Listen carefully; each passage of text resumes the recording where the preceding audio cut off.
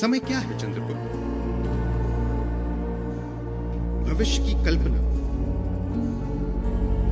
और भविष्य में देखने का मतलब ही यही है कि वर्तमान में दुख है। रात को भोजन के सपने कौन देखता है? जिसने भरपेट भोजन किया हो वह रात को भोजन के सपने नहीं देखता। इसलिए वर्तमान को भुलाकर भविष्य की योजना मत बनाओ,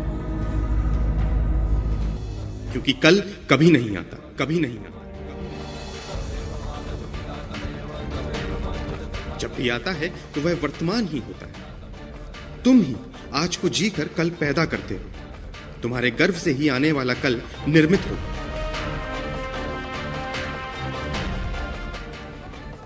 आने वाला कल तुम्हारी आशा से नहीं, तुम्हारे अस्तित्व से निर्मित होगा।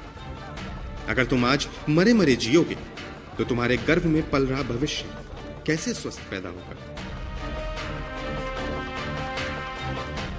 एक बात समझ लो चंद्रगुप्त, एक मां के गर्भ में शिशु पल रहा है, परंतु मां अत्यंत बीमार और रुग्ण है, और वह चाहती है कि आने वाला शिशु स्वस्थ पैदा हो। क्या यह हो सकता है? नहीं। चंद्रगुप्त, तुम वर्तमान को सार्थक बना लो तो आने वाला कल तुम्हारे नाम होगा। समय का धड़कने वाला हृदय संभावना होती है। भले ही आज लोग तुम्हें ना समझें, परंतु जब तुम सबकी समझ में आओगे तब समय तुम्हारा होगा, तुम्हारा होगा, तुम्हारा।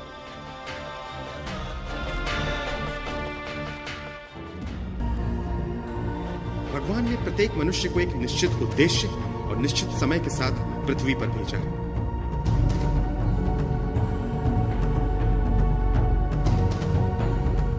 प्रत्येक मनुष्य के जीवन में नपा तुला समय होता है। जब हम ज्यादातर समय को बेकार के कामों में व्यतीत कर देते हैं तब हमें होश आता है। इसी वजह से हर बुद्धिमान व्यक्ति समय के महत्व को समझता है।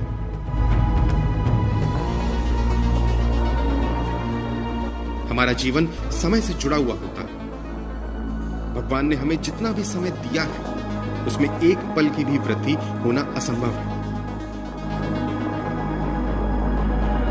जिस राष्ट्र के व्यक्ति समय के महत्व को समझ जाते हैं वही राष्ट्र समृद्ध हो सकता है।